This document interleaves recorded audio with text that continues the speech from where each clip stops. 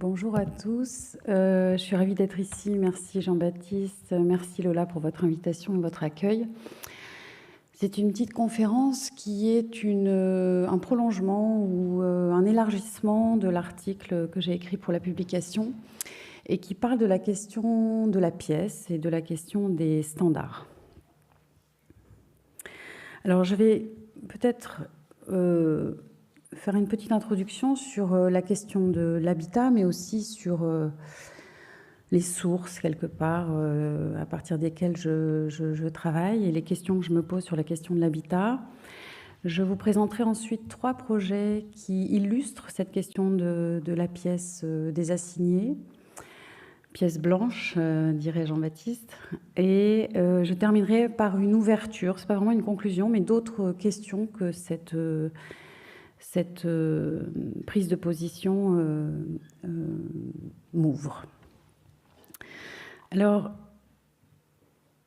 la question de l'habitat, quand on travaille sur le logement, on a vraiment une puissance de feu assez extraordinaire, et je pense que ce workshop en est le sujet justement, puisque l'habitat, il constitue à peu près 80% de la matière urbaine.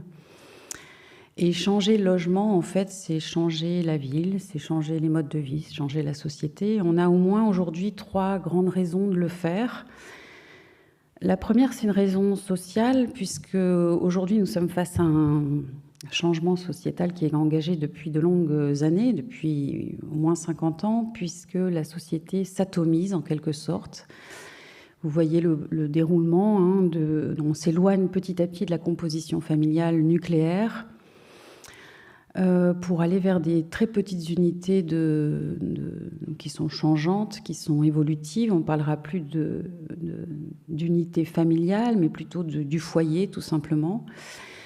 Le vieillissement de la population, les moyens de circulation qui font que les étudiants partent loin, etc., font que ces typologies standards sont plus adaptées, en tout cas, et qu'il faut penser à accueillir de nouveaux modes de vie suite à ces changements profonds.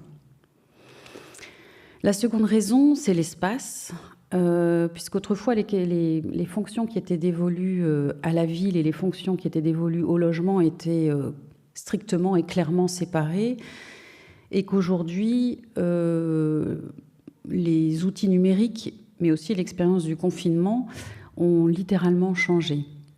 Puisque pendant le confinement, le logement a accueilli tout ce qui, auparavant, était dévolu à la ville. Les lieux de travail, l'école, les restaurants, les cinémas, les fêtes.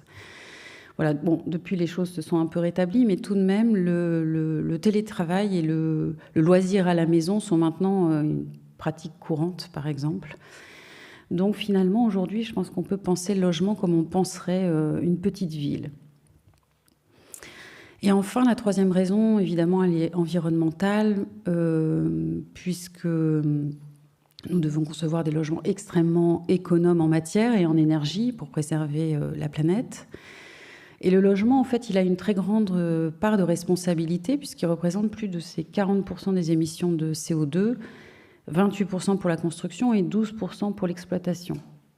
Alors évidemment, on va se poser des questions sur la construction, mais aussi sur l'exploitation, entre guillemets, sur les usages. C'est-à-dire qu'agir sur les usages, c'est aussi une question d'environnement.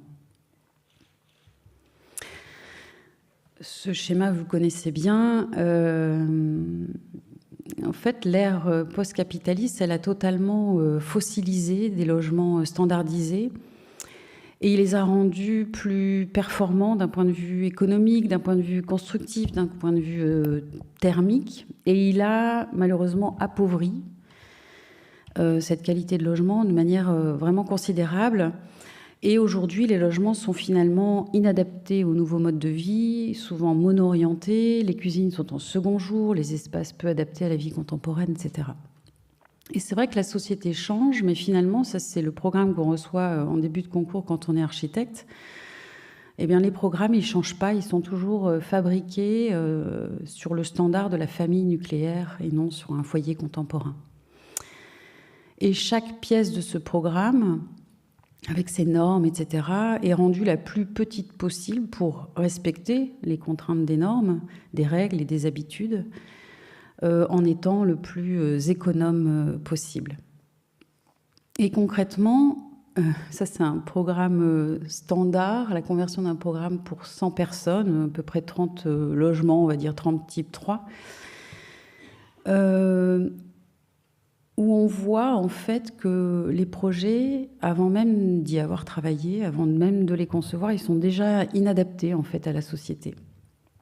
Alors devant cette question complexe, j'ai décidé d'une méthode assez pragmatique qui me permet de travailler en tant qu'architecte et d'assumer cette difficile responsabilité de faire des choix pour les autres, mais aussi pour les habitants, tout en cherchant à stimuler les possibles, à rendre les choses, à accueillir l'inconnu quelque part, ou en tout cas à chercher à donner un cadre qui soit un cadre de liberté.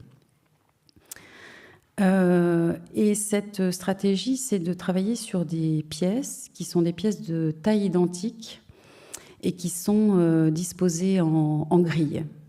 On reviendra à ce petit schéma, mais c'est la conversion exacte d'un programme pour les mêmes surfaces, d'un programme pour 100 personnes, décliné, converti, mis en pièces, atomisé, on va dire, à l'image de la société pour un de mes projets.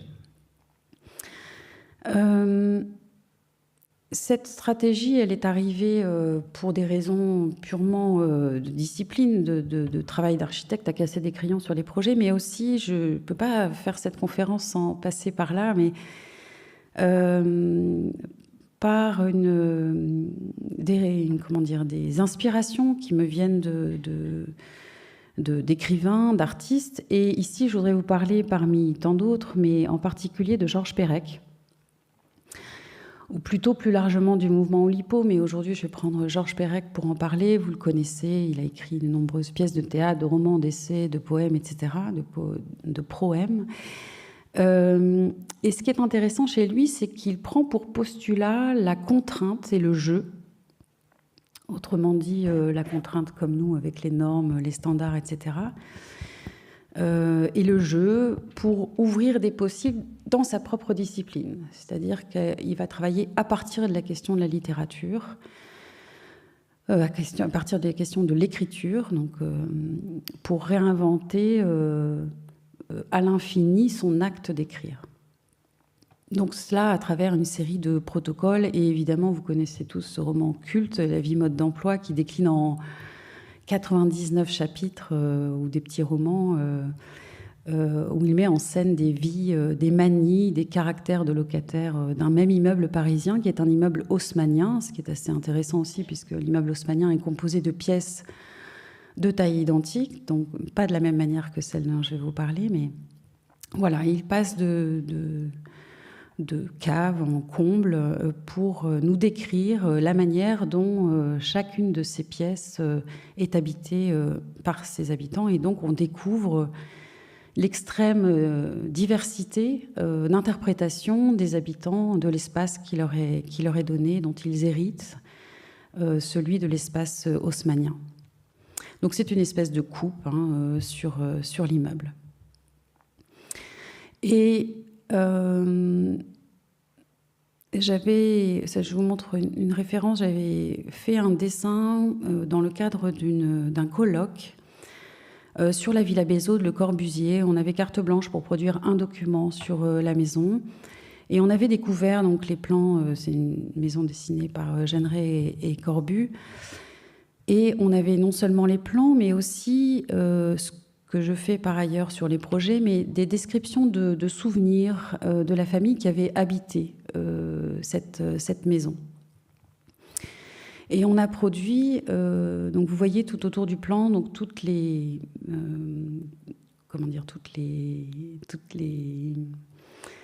témoignages qui sont tout en ronde comme ça autour du plan, qui expriment les souvenirs, où on voit en fait que la vie, elle est plus libre que le plan. Et l'architecture, c'est une espèce de cadre pour que puisse advenir cette liberté, un cadre émancipatoire qui est donné par des grandes qualités liées au paysage, à la coursive, etc. Et là, on y voit par exemple les enfants en patins à roulettes qui font le tour du balcon périphérique, les lits qui sont sortis les jours de grande chaleur ou alors le réveil par le bruit des bateaux qui arrivent au port, puisque la maison est ouverte sur le territoire, le petit salon dans lequel on joue aux cartes, la tablée familiale du dimanche, etc., etc. Et on voit bien à quel point, là le plan a disparu d'ailleurs, mais à quel point ce dessin montre ici tout le dilemme en fait de l'architecte, qui est une manière de chercher à, sans se dépendre de sa responsabilité d'architecte, de décider finalement d'espace avec une certaine forme d'autorité, mais en même temps désirer à la fois, en tout cas moi c'est ce que je cherche, hein, à être vraiment dépassé en fait par la vie des habitants, par tout ce qui peut nous échapper. Alors, il faut savoir que, je vais en venir à la grille, mais sous-jacent en fait à ce roman, il y a la question de la grille. Il faut savoir que Georges Perec est à la fois un grand amateur de puzzle, qui est une forme de grille avec des petites connexions hein, d'une pièce à l'autre. C'est aussi un grand joueur d'échecs. C'est aussi un cruciverbiste, donc tout ça sur la question de la grille, qui est à chaque fois un cadre, en fait, un cadre pour le jeu.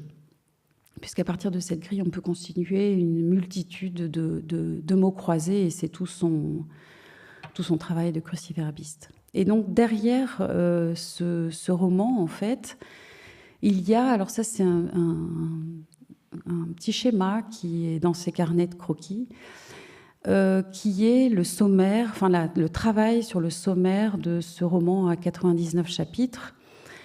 C'est une grille de 10 cases par 10 cases, donc de 100 cases, dont une est pochée.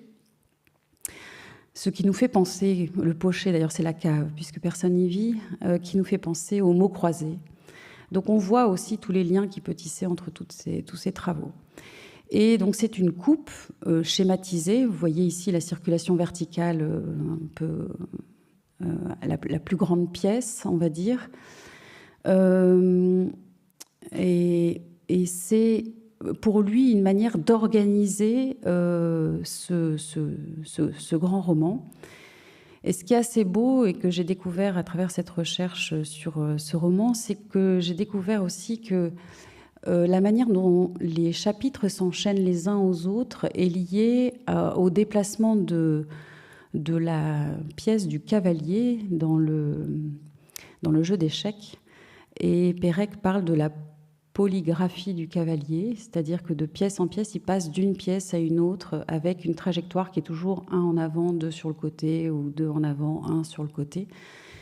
Donc il organise dans quelque chose qui est une contrainte, il s'organise une contrainte, mais dans laquelle il peut jouer et de laquelle peut éclore un roman qui est plus vaste que le propre cadre qu'il s'est donné. Voilà un peu le cadre et la question de cette grille, donc cette grille qui est émancipatoire et qui est donnée comme un point de départ de la conception et aussi pour les habitants. Alors pour la pièce La Grille, je vais vous présenter 3 projets qui répondent à 3 contraintes ou 3 postulats. Le premier, c'est que le logement est constitué d'une collection de pièces de taille identique. Le deuxième, c'est que chaque pièce est libre d'usage, c'est ce que j'appellerais la pièce désassignée. Le troisième, c'est que chaque pièce fait partie d'un réseau de pièces. Donc, contrairement, par exemple, à l'immeuble haussmannien, où on a parfois des corridors, des couloirs donc, qui desservent et qui désolidarisent les pièces les unes des autres. Qu'est-ce que ça veut dire? Pourquoi ces trois postulats? Ça permet en fait de faire disparaître l'échelle du foyer familial qui est hiérarchisée et qui dit qu'il y a des chambres pour les enfants, des chambres pour les parents, etc., au profit de la question de l'échelle de la pièce, c'est-à-dire de l'individu, et de la grille de pièces, qui est le collectif constitué par tous ces habitants. Aussi, c'est une manière d'échapper à la question de l'échelle de l'appartement, qui correspond finalement à l'échelle de la cellule familiale, et cette échelle disparaît au profit plutôt à la fois de la pièce et de l'immeuble collectif, donc du plus petit et plus grand, et non pas cette échelle intermédiaire. Je vais vous présenter 3 projets qui totalisent 720 pièces des assignés. Je vous les présente parce qu'elles sont l'illustration de ce principe sur des modalités, des typologies assez différentes. Le premier, je vais passer assez vite parce que je pense que vous le connaissez, c'est celui de Dijon. Projet de 40 logements, 200 pièces. Les pièces font 13 mètres carrés dans ce projet. À Nantes, premier projet, 55 logements déclinés en pièces de 16 mètres carrés. Et à Munich, un tout dernier projet pour 100 logements avec des pièces de 20 mètres carrés. Je les montre à titre d'exemple parce que dans les 3 projets, les logements de type 3, c'est-à-dire ce que le programme demande comme un type de base, entre guillemets, à partir duquel on va décliner les plus grands et les plus petits types. Les types 3 sont de taille identique, ils font 64-65 mètres carrés. Le premier est à Dijon, donc c'est 200 pièces. Vous voyez ici donc la grille, mais aussi l'inventaire. C'est une espèce de nouvelle grammaire faite à partir de la pièce. Où ici, donc le type 3 est constitué ainsi, c'est-à-dire avec 1, 2, 3, 4, 5 pièces, dont une extérieure, et 2 demi-pièces, une salle de bain et une cuisine et petit hall. Chaque habitant peut s'y installer librement. Il n'y a pas de travaux à faire, ce sont juste une série de cloisons coulissantes que vous verrez qui permettent de fermer ou d'ouvrir les pièces les unes sur les autres. C'est juste la manière dont les habitants vont installer leur mobilier qui va donner des fonctions, en tout cas les fonctions et les usages que les habitants auront choisis à chaque pièce. Voilà ces grands coulissants donc, qui permettent de totalement fermer, totalement ouvrir, fermer d'un côté, fermer de l'autre.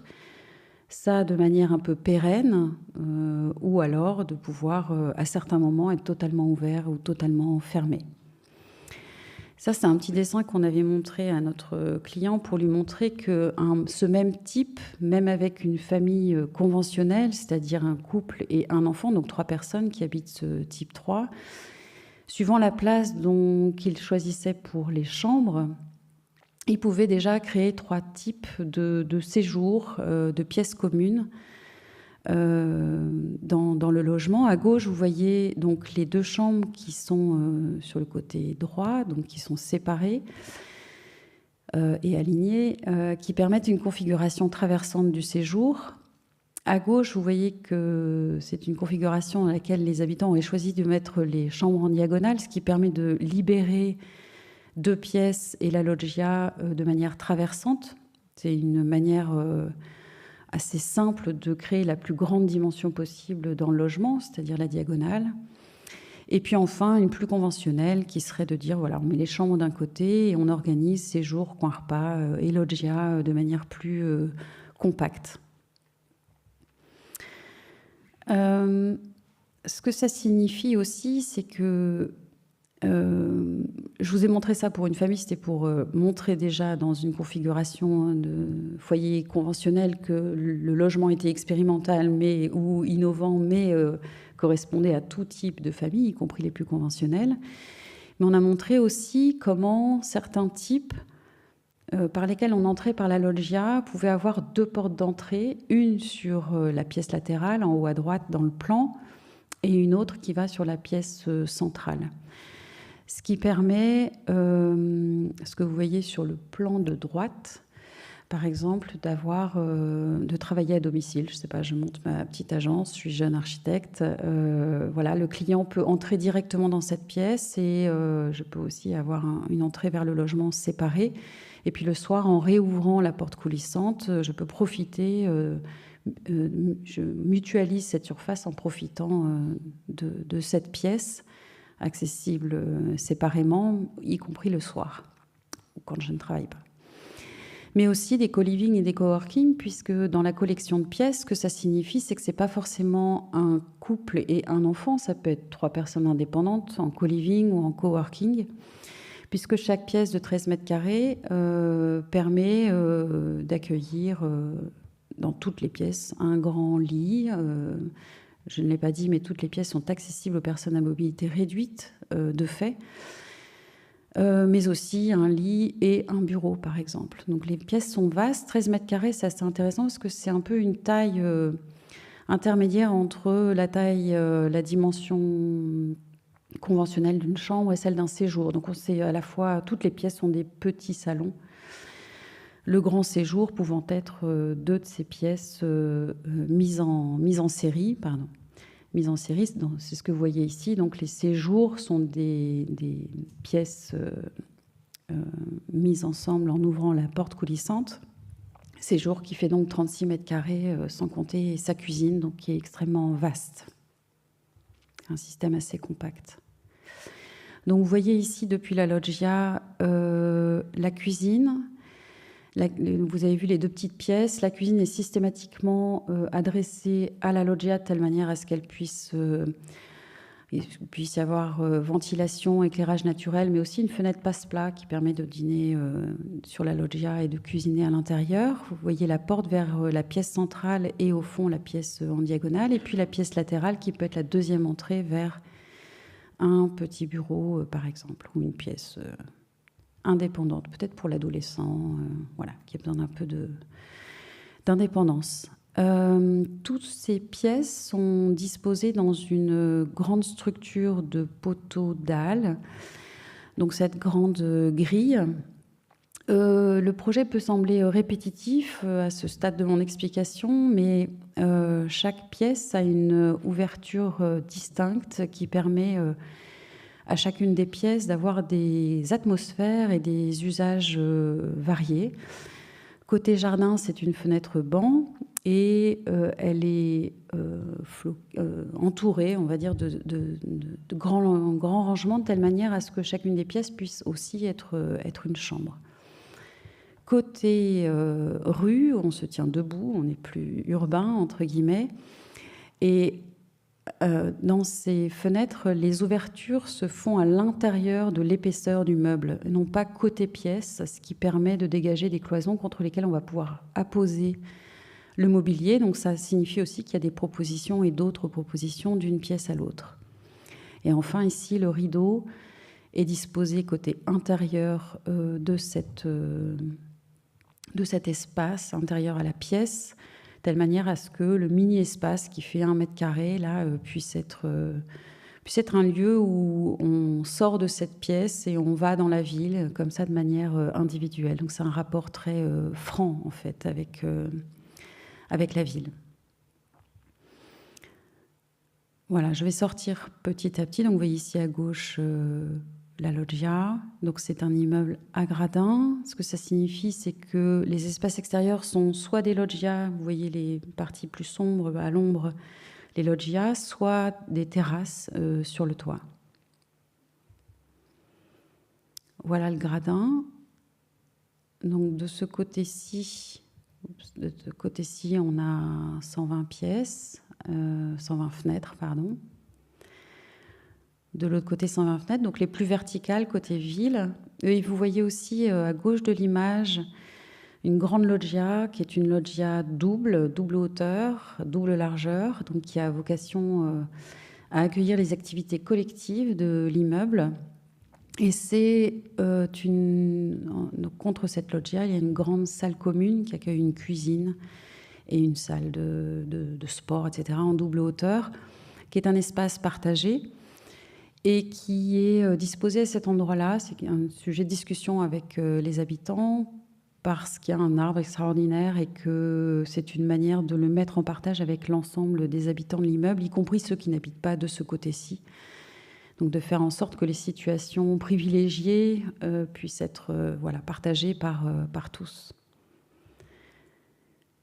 Et vous voyez en fait ce grand gradin. Je vous raconte le projet depuis l'intérieur, mais c'est pas tout à fait comme ça que ça se passe dans la conception. C'est-à-dire que il y a à la fois ce travail de typologie à partir de la pièce, mais à la fois évidemment des grandes questions urbaines qui nous guident vers cette typologie ici, par exemple, de grands escaliers, de grands immeubles à gradins, parce que de ce côté-ci, on est côté petite maison individuelle existante, alors que de l'autre côté de l'immeuble, sur les façades plus massives et plus hautes et plus planes, on est côté immeuble collectif. Je passe au deuxième projet, qui est un projet à Nantes de 220 pièces. Donc les pièces ici sont carrées aussi, elles font 16 mètres carrés. On se trouve le long d'un parc. Je vous montre quelques images pour que vous compreniez un peu l'échelle du bâtiment. Donc c'est un collectif à l'horizontale. C'est une opération qui est assez dense, puisqu'elle correspond à une opération de 120 logements à l'hectare, ce qui correspond à un immeuble collectif avec son jardin au rez-de-chaussée. On peut dire que c'est un immeuble collectif couché à plat.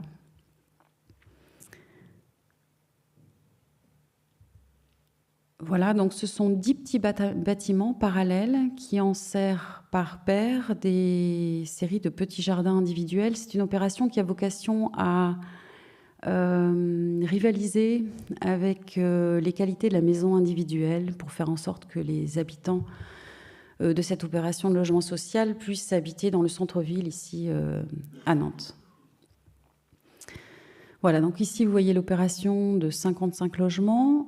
Juste à titre de comparaison, en bleu, ici, vous avez 55 maisons individuelles à côté. Donc, vous voyez la compacité, l'extrême compacité de l'opération qui part de ce principe. Donc, le logement est une collection de pièces de taille identique, organisée autour d'un jardin central avec un bloc vertical qui comprend les fluides. Et chacune de ces collections s'organise de cette manière, c'est-à-dire il y a une partie principale qui est un duplex composé de 2, 3, 4 pièces, un jardin et par lequel on entre. Et de l'autre côté de ce jardin, une pièce qui est totalement détachée de la partie principale. À la manière dont les foyers contemporains peuvent comprendre des formes de solidarité et de désolidarisation aussi, ou en tout cas d'indépendance ou d'interdépendance. C'est-à-dire que dans un foyer, aujourd'hui,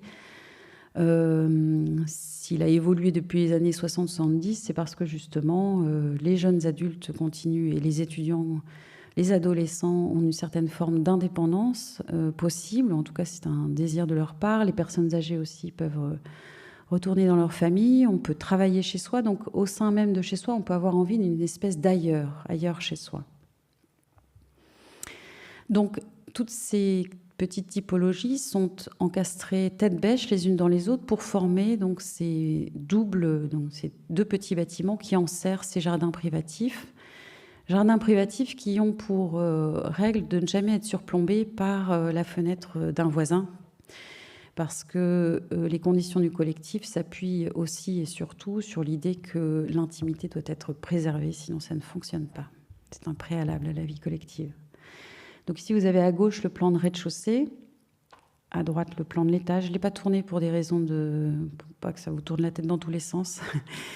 Et vous voyez ici que la cuisine qui, au départ du projet, était imaginée comme une cuisine mobile qui pouvait se brancher dans chacune des pièces, pour des raisons sanitaires de l'époque, a été figée dans une des pièces à rez-de-chaussée, donc naturellement la pièce qui est en bas et qui donne directement sur le jardin. Je ne vais pas vous faire une explication lecture parce que c'est un casse-tête chinois du plan. Je voudrais juste vous dire deux choses. C'est que vous avez en haut à droite donc le plan. Donc vous avez 5 paires de logements. Chaque logement a son jardin individuel. Entre ces paires, vous avez soit de telle manière, soit des passages publics, des ruelles, qui permettent en fait aux maisons individuelles existantes de pouvoir traverser l'opération. C'est une opération qui est poreuse et qui leur permet de traverser et d'aller jusqu'au parc public. Et puis, pièces intéressantes, des pièces, des cours communes qui connectent 4 logements différents. Voilà, donc ici, il n'y a pas de prévalence entre l'intérieur et l'extérieur. Les largeurs de bâtiments font d'ailleurs les largeurs d'espaces extérieurs. C'est 4,60 m d'immeuble, 4,60 m d'extérieur, 4,60 m d'immeuble, 4,60 m d'extérieur. C'est un projet qui manifeste une dimension non hiérarchisée de la société et de l'espace. Vous voyez ici qu'en fait, les espaces, les interstices, en fait, les distances entre bâtiments ne sont pas des distances, mais sont plutôt des connexions, puisque le jardin connecte la partie en duplex principale à la pièce qui est en face. Les cours communes participent à faire communiquer, ou en tout cas mettre en relation des logements différents. Enfin, dans l'opération, une série de pièces plus permettent de rendre l'opération flexible dans le temps, puisque c'est une opération qui a été livrée avec 55 type 3, avec toute une série de pièces plus qui peuvent basculer d'un logement à un autre, permettant en fait d'avoir une offre de répartition typologique qui évolue en fonction de la société. Donc ici à gauche, vous avez 3 fois le même plan, avec à gauche la pièce plus qui appartient à la famille bleue, qui demain peut appartenir à la famille jaune, et après-demain à la famille rose, en fonction des allées et venues. Donc on entre par le jardin, de telle manière à ce qu'aucune pièce ne soit assignée à l'entrée.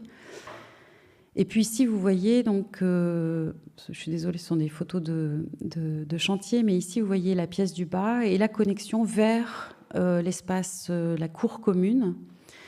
Donc on voit bien, on comprend bien ce principe d'alternance comme ça entre espace extérieur et espace intérieur. Ici, vous voyez la pièce de vis-à-vis, donc la pièce qui est un peu isolée, esselée. C'est cette pièce, en fait, qui est une clé urbaine, puisque finalement, c'est grâce à elle qu'on arrive à une certaine forme de compacité et de densité, puisque les vis-à-vis entre logements ne sont pas un vis-à-vis sur le mur du voisin ou sur un mur aveugle, parce que ce serait une pièce appartenant à un voisin, mais au contraire, c'est un vis-à-vis au sein même d'un même logement. C'est ce qui permet ces distances. Voilà. Et puis au-dessus, les fenêtres du même logement qui surplombent le jardin. Une vue depuis la cour commune. La cuisine, donc, qui fait 16 mètres carrés, donc, qui est une cuisine, salle à manger. Parfois, on y trouve des canapés, des télévisions, etc. C'est un petit salon. Ici, toutes les pièces faisant 16 mètres carrés, on y fait plus qu'y dormir, y manger, y travailler. Les enfants, parfois, ont décidé de partager la chambre pour former un grand... Ils appellent ça le loft. Donc, c'est 2 chambres de 16 mètres carrés connectées à l'étage qui permet d'avoir un plateau de 32 mètres carrés avec une salle de jeu et presque un appartement, en fait, à eux. Voilà. Ici, une vue depuis la pièce en face. La dame, ici, s'est fait un atelier de couture. Là, vous voyez donc de part et d'autre, la partie principale avec la cuisine à droite et puis la pièce de vis-à-vis à gauche. Voilà, et on accède dans ces jardins par ces petites venelles piétonnes. Ce sont les venelles qui connectent les maisons existantes au parc. Et ici, une photo un dimanche en passant, je suis tombée sur ces habitants qui fêtait un anniversaire entre voisins. Et juste pour la petite histoire, parce que ce sera l'occasion d'une ouverture de cette conférence, à l'agence, on a l'habitude de visiter les logements une fois qu'ils sont habités, 2 ans à peu près après l'ouverture, pour rencontrer les habitants, discuter et voir un peu les usages qui sont faits des pièces. Voilà. Et à cette occasion, on s'est rendu compte qu'il y avait certaines pièces communes, cours communes qui étaient assez vivantes et d'autres moins. Et on s'est rendu compte que celles qui étaient les plus vivantes étaient celles qui, par un hasard de système de plans et de coupes, etc., connectaient des cuisines. C'est-à-dire que c'était les pièces qui étaient assignées à la fonction de la cuisine. Et on s'est rendu compte que la cuisine avait peut-être une faculté à organiser au sein du logement, évidemment, la mise en place de la convivialité, etc. Mais peut-être aussi que c'était la pièce qui pouvait s'ouvrir le plus que les autres, à une vie de voisinage. Et que c'était peut-être aussi une forme de programme connecteur social. J'y reviendrai plus tard. Voilà pour cette opération.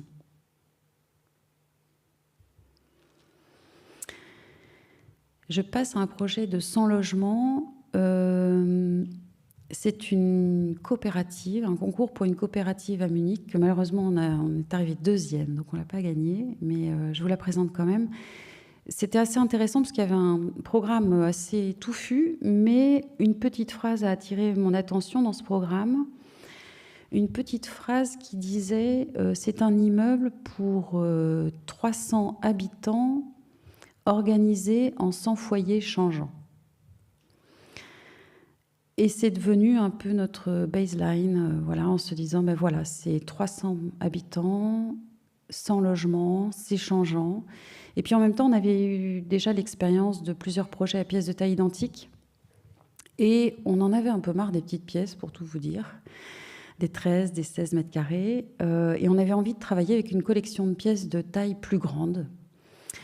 Mais si on se dit qu'on fait des pièces de taille plus grande, on a moins de pièces. Donc ça signifie qu'il faut faire le deuil d'une de ces pièces. Et on a fait un choix un peu étrange au départ, mais vous allez voir la manière dont on l'a résolu. On s'est rendu compte, à travers les projets précédents, que finalement, toute pièce était un séjour. Toute pièce était un petit salon. Et donc on s'est dit, on enlève le séjour du programme. On aura des cuisines et des chambres. Et le séjour, ce sera partout.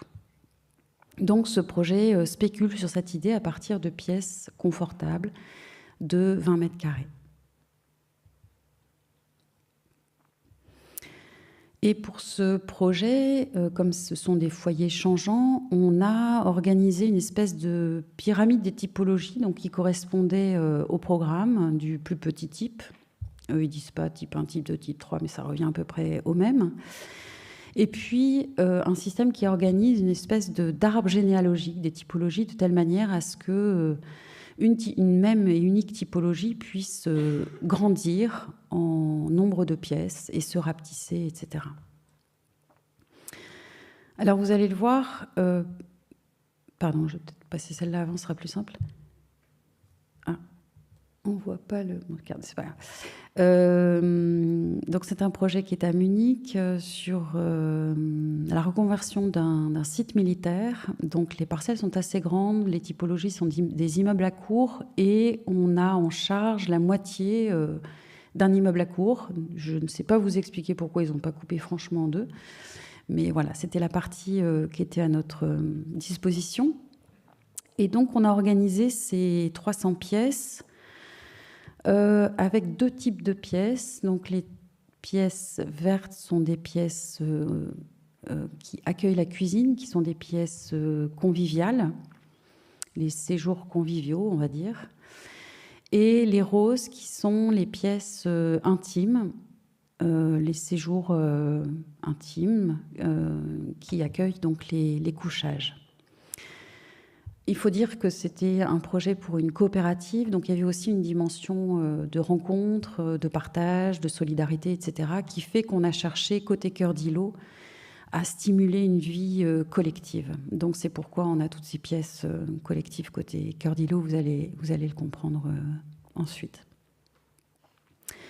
Donc c'est un peu comme une partition à musique, avec donc côté urbain, côté ville, donc toute la collection de ces séjours chambres, séjours intimes de 20 mètres carrés. Et puis côté intérieur d'îlot, des pièces qui sont desservies par coursive et qui alternent une pièce comprenant la cuisine et une autre pièce, vous allez voir, qui est assez complexe, mais qui comprend, depuis la coursive, une petite loggia, une salle de bain et un bypass.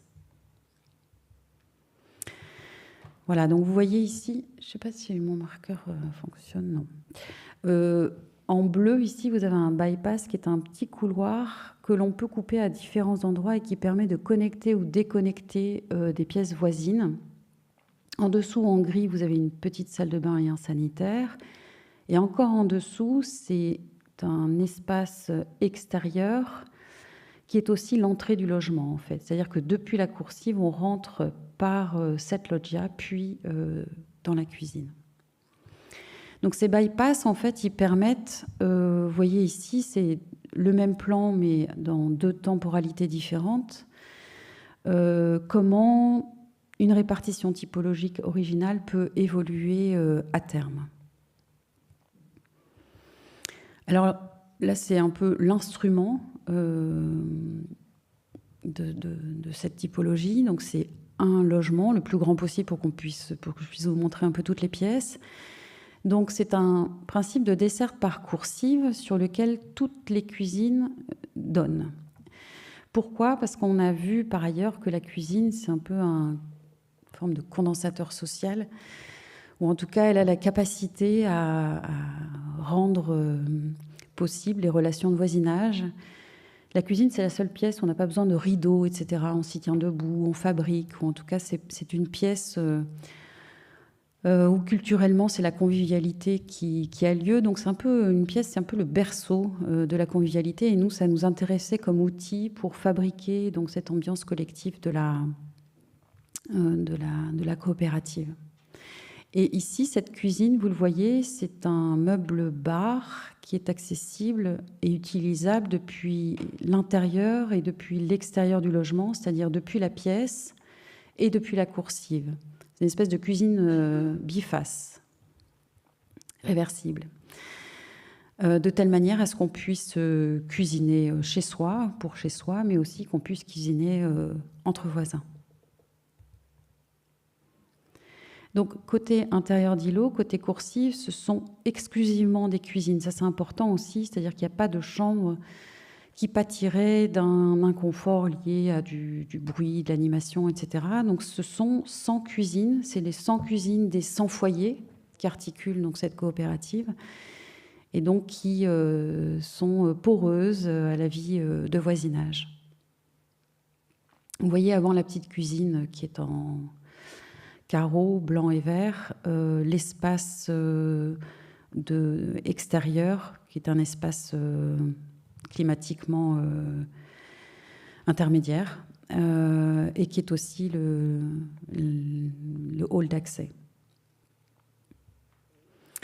La cuisine depuis l'intérieur, avec à droite l'espace extérieur. Donc les pièces font 3,60 m de côté, 5,20 m de long, je pense. Et puis quand on se retourne, là je suis dos au meuble de la cuisine, on voit dans c'est une opération en structure bois, et on voit le petit couloir qui est un lieu dans lequel on peut choisir exactement à qui appartient chaque pièce. Vous voyez aussi, ça je voulais peut-être montrer ici, que les 4... Donc là je vous ai exprimé donc, ce qui est côté coursive, et puis les 4 pièces que vous voyez de l'autre côté, côté ville, sont 4 pièces aussi de 20 mètres carrés, donc ce sont des grandes pièces, ce sont des séjours. Chacune de ces pièces a une fenêtre différente pour les mêmes raisons que celles que j'ai expliquées précédemment, qui permettent de donner voilà, des atmosphères et des usages possibles différents. Là, ici, vous en voyez 3 des 4.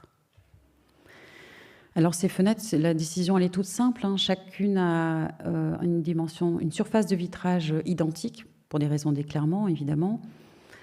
Je pars de la droite. La première, donc ce sont juste les hauteurs d'allège qui différencient, puisque la première n'a pas d'allège, c'est un petit balconnet. La deuxième a une allège banc. La troisième a une allège à la hauteur d'un bureau, d'une table. Et la quatrième a une hauteur de barre, 1,20 m. Et donc chacune a sa largeur dépendante de sa hauteur, mathématiquement parlant. Ce que ça signifie, c'est que côté intérieur d'îlot, donc on a toutes ces pièces qui sont ces pièces conviviales, exclusivement les cuisines et les espaces extérieurs.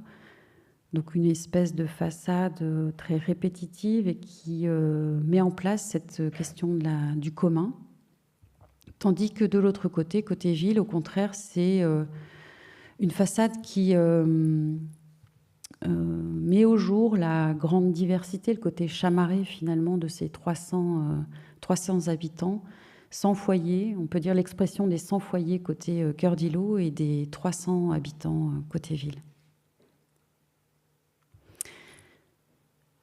Je voudrais vous faire part en fait d'une réflexion qui fait suite à ce travail sur la pièce, parce que déjà à l'agence on ne fait pas que des projets à pièces, mais en tout cas c'est un thème de longue date, en tout cas qu'on travaille de longue date à l'agence. Mais à l'occasion de cette explication sur les 3 projets, je voudrais faire un petit focus sur ces 3 typologies, puisque sur la question de la place de la cuisine, qui me semble extrêmement intéressante, pas dans ces projets-là, mais la place de la cuisine, en tout cas dans le logement collectif, retire mon attention. Et en l'occurrence, dans le premier projet, à gauche, à Dijon, la cuisine est une petite pièce, on pourrait dire donc une demi-pièce. Quelque part, à l'époque, quand je travaillais sur ce projet, la cuisine n'était pas du tout dans notre tête comme problématique. On va dire c'était un non-sujet. On voulait vraiment, comment dire, sanctuariser l'idée de la pièce de taille identique. Au mépris ou je ne sais pas comment dire, mais voilà, la cuisine était vraiment très compacte, très petite, et finalement était héritière d'une histoire de la cuisine, et en particulier celle de Margaret Chitolitowski, qui a créé cette cuisine la plus compacte et la plus petite possible pour faire en sorte que les femmes... que le travail des femmes soit plus efficace, plus efficient, moins fatigant, qu'elles prennent moins de temps, etc. Ce qui pose aussi beaucoup de questions par ailleurs. Et puis finalement, on se retrouvait avec cette cuisine sur ce projet, qui était voilà, une cuisine un peu qui continuait à travailler sur cette cuisine moderniste. Dans le projet de Dijon, la cuisine est une pièce, mais une grande pièce, 16 mètres carrés, sachant que par ailleurs, une autre pièce de 16 mètres carrés peut être dévolue au séjour. Et donc, c'est une espèce de pièce salle à manger. Et dans le troisième projet, la cuisine fait partie d'un séjour. On peut dire que c'est une cuisine ouverte, mais en même temps, ce n'est pas l'unique séjour, puisqu'il y a aussi des séjours individuels que sont les chambres. Donc, juste à cette occasion, et puis à l'occasion aussi de cette découverte...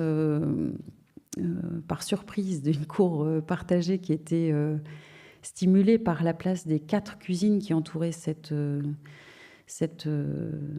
cour. Voilà, je me suis intéressée à cette question de la cuisine. Parce que la cuisine, c'est une pièce quand même extrêmement intéressante, parce que c'est une pièce qui est technique. On a parlé déjà là de la question de la convivialité, en tout cas, cette capacité à stimuler la convivialité au sein du logement, mais aussi entre logements. C'est une pièce qui est technique, donc on le sait tous quand on travaille sur le logement, qui est liée à des questions de place de gaine, des questions de linéaire de façade, qui nous permettraient d'éclairer ou pas les cuisines, de les ventiler, Voilà, c'est une question culturelle aussi, la cuisine. La gastronomie, c'est aussi comment assembler des choses pour en faire quelque chose de merveilleux, un peu comme l'architecture, assembler des éléments pour en faire autre chose qu'un pur assemblage. Voilà, donc cette cuisine, je pense qu'elle a beaucoup qu'elle stimule ou qu'elle propose énormément de pistes, en fait, dans la question du logement collectif. Je voulais au passage vous présenter un petit projet, 4-5 slides qui illustre un peu cette question. Ce projet, en fait, il fait suite directement à cette découverte des cours communes. Et donc, c'est un projet de logements sociaux aussi à Dijon, dans lequel... alors, si j'ai pas... Vous allez comprendre. Qui sont desservis par une grande pièce collective extérieure que vous voyez ici en bleu, en bas, qui donne accès à 5 logements ici. Donc, il y a des groupes de 4, de 5 ou de 6. mais qui rentre exclusivement par les cuisines de ces logements. Et donc toutes les cuisines sont connectées entre elles. Vous voyez que cet espace, il fait 60 mètres carrés. On a réussi, dans cette hypothèse de projet, à libérer cette économie et ces surfaces dans le gabarit. Et vous voyez aussi cette grande table, cette invitation à partager le repas entre voisins. Donc les typologies, elles sont très simples. C'est une grande pièce de séjour traversante avec la cuisine d'un côté, cuisine biface qui s'ouvre donc côté intérieur, mais aussi côté circulation, donc palier commun de 60 mètres carrés, qui est une espèce de grande surface collective. Pour la petite histoire, on s'est demandé s'il fallait meubler cet espace pour qu'il soit stimulé, en fait, que les habitants voient qu'on peut y manger, qu'on peut y faire des choses, etc. Et on s'est dit, si on meuble, peut-être qu'on peut mettre en place juste une table, en fait, puisque c'est peut-être le seul et unique objet qui nécessite une dimension pour rassembler une quinzaine de personnes, les habitants des appartements qui l'entourent.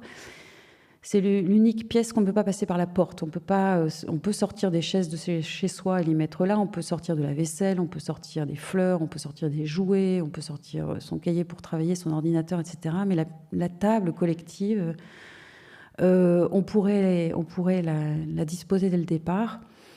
Et on a voulu la sanctuariser dans le projet puisque tout le monde sait qu'on a des belles idées au départ pendant le concours, puis petit à petit, il est question quand même d'économie, etc. Et que peut-être cette table, elle aurait vocation à disparaître dans le développement du projet. Et donc, on a fait en sorte que cette table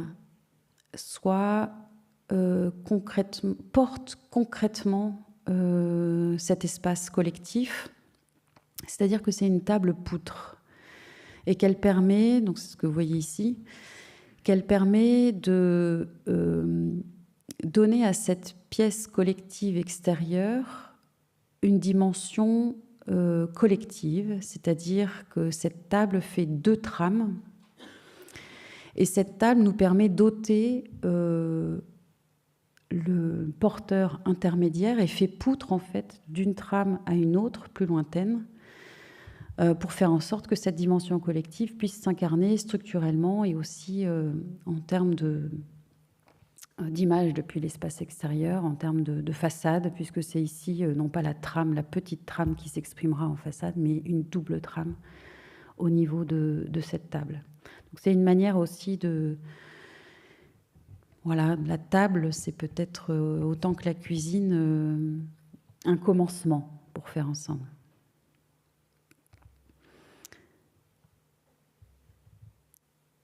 Je sais qu'on est pressé par le temps et moi aussi, donc je regarde la montre. Les ressorts de la cuisine,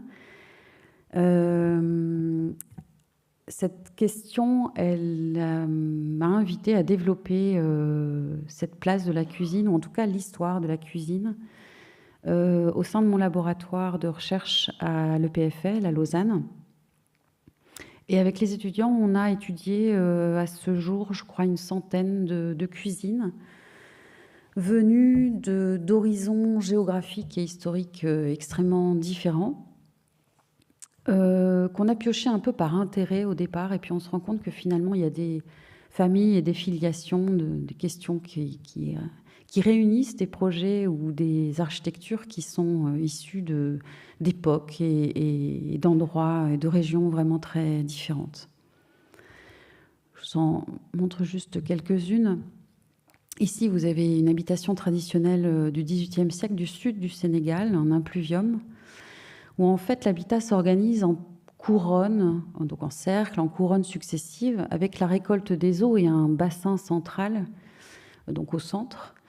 La cour, qui est aussi la cour dans laquelle les enfants des différentes familles jouent, puisque ce n'est pas une habitation, ce sont des habitations collectives, c'est un fort en fait.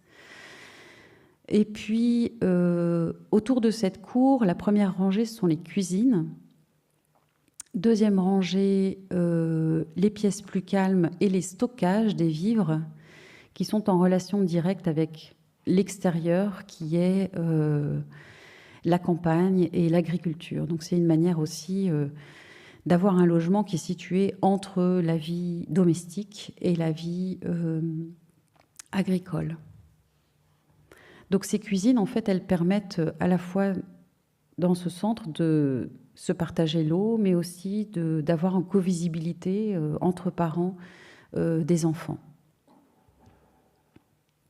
Ici, on est dans... Je suis désolée, le dessin n'est pas est un peu clair, mais dans le Massachusetts, logement des Shakers, dans le au XVIIIe siècle. Les Shakers, ils avaient un peu 3 codes de conduite qui étaient la question du partage, de l'ordre et de la propreté. Et alors c'est assez intéressant parce que ils avaient tout un principe de chauffage à partir de la cuisson, donc en bas de la cuisine, d'un poêle collectif, à partir duquel partait un faisceau de tuyaux qui traversait toutes les pièces.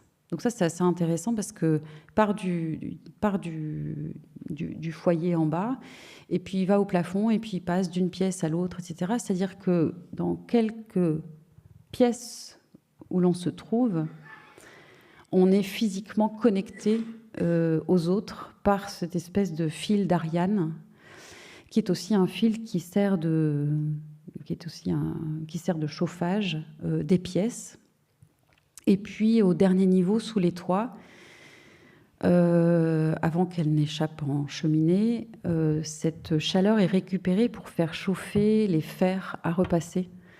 Donc une manière aussi de mutualiser donc tout cet apport calorifique dans le logement et de permettre tous ces usages et toutes ces traditions ici pour les Shakers.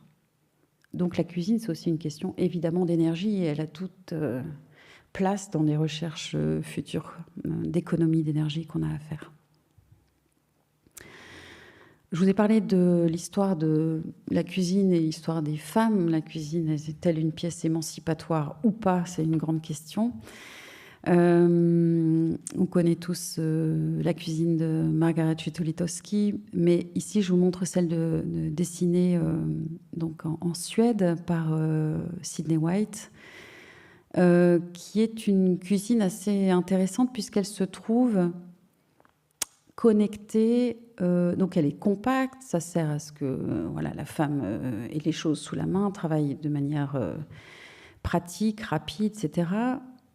Mais puisqu'on gagne du temps, on peut faire aussi d'autres choses. Donc la cuisine est aussi connectée par une petite fenêtre à la salle de bain. Comme ça, on peut cuisiner, mais aussi surveiller le bain. Ce qui est intéressant, puisqu'on connaît aussi tous les accidents ménagers liés à cette question-là. Donc on peut cuisiner, on peut surveiller le bain. On peut aussi surveiller les enfants dans le parc. Donc cette cuisine, c'est une espèce de mirador, en fait. Elle est aussi connectée au séjour. Et on peut aussi, depuis le hall d'entrée, si vous regardez le plan haut à droite, quand on rentre, on peut traverser la salle de bain pour aller dans la cuisine, c'est-à-dire éviter en tant que femme de traverser le séjour occupé par monsieur. Donc la question de la cuisine, c'est une question éminemment féministe. Les maisons traditionnelles japonaises où les braises du foyer sont déplacées dans un pot en cuivre, c'est assez beau, donc c'est un pot en cuivre parfois pris dans un tronc d'arbre, donc dans du bois, de telle manière à ce qu'il soit préhensible. Pot donc qui sert pour la cuisson des aliments, mais aussi quand l'on peut glisser sous la nappe, vous le savez, lors des repas. Et puis ensuite, lorsque les braises ont refroidi et qu'on a les cendres chaudes, on peut les emporter avec soi lorsque l'on va se coucher. Et cette mobilité du feu, qui autrefois faisait le centre du foyer, c'est pas par hasard qu'on appelle ça un foyer, permet aussi de restituer à la maison son office d'abri primitif, puisqu'il n'est plus assujetti à des questions de technique et de chauffage, puisqu'elles sont, donc le chauffage est reporté à des questions de design de l'objet, et non plus design de l'architecture. Donc c'est aussi un outil d'expression architecturale. Je vous montre aussi celle-ci, toujours au Japon, au 5e siècle. C'est un four, en fait. C'était à l'époque où on se mettait à chasser la baleine. Alors, comme c'était tellement grand qu'on devait travailler collectivement, donc l'habitat prenait aussi une dimension collective. On s'organisait ensemble et il y avait des petites huttes pour dormir, etc., des petites huttes pour stocker et des petites huttes pour préparer et cuisiner. En l'occurrence, le riz qui cuit à la vapeur, et donc le four qui autrefois était au centre de la hutte s'est déplacé sur le côté pour extraire cette vapeur directement sur l'extérieur et voilà, qu'elle soit ventilée. Et en fait, ce centre qui est libéré, le centre de la hutte, accueille un nouvel espace. Le centre, il n'est plus occupé par le feu, mais il peut être occupé par le repas. Donc un nouveau lieu qui s'ouvre, et c'est vrai que quand on travaille sur le logement, on se demande aussi la cuisine est-elle centrale ou est-elle latérale. Et puis aussi la cuisine, c'est la question du propre et du sale. Vous connaissez peut-être cette maison de Chinohara qui magnifie la relation de la cuisine avec l'extérieur, avec le paysage, puisque le sol en terre battue, la cuisine est en terre battue, et donc on rentre sans enlever ses chaussures de l'extérieur vers l'intérieur dans la cuisine, et c'est seulement au moment où on va sur le tatami, cette pièce qui est flexible, que l'on enlève ses chaussures, et vous voyez l'attention qui a été portée au petit banc qui permet de se déchausser à cet endroit-là. Donc ça parle de la relation au paysage, ça parle de la relation à l'intérieur, à l'extérieur, du propre, de qu'est-ce qui est propre, qu'est-ce qui est sale, etc. Est-ce que la cuisine fait encore partie de l'extérieur ou fait déjà partie de l'intérieur? Et enfin, un dernier projet avec Eschzinzel, qui propose de mutualiser cuisine et loggia pour en faire un seul et unique espace, ce qui permet d'avoir une grande cuisine et une grande loggia, et donc qui l'hiver est fermé et l'été peut s'ouvrir complètement, donc en donnant à l'atmosphère de la cuisine une atmosphère assez extraordinaire d'espace extérieur. Voilà, j'ai fait court sur c'est un petit tiré à part d'une publication à venir. Je voudrais terminer, j'ai un petit protocole. À chaque conférence, je termine par cette citation de René Char, qui, dans les feuillets d'hypnose, à l'époque de la Résistance, a écrit ce vers que je trouve magnifique. À tous les repas pris en commun, nous invitons la liberté à s'asseoir. La place demeure vide, mais le couvert reste mis. Je vous remercie.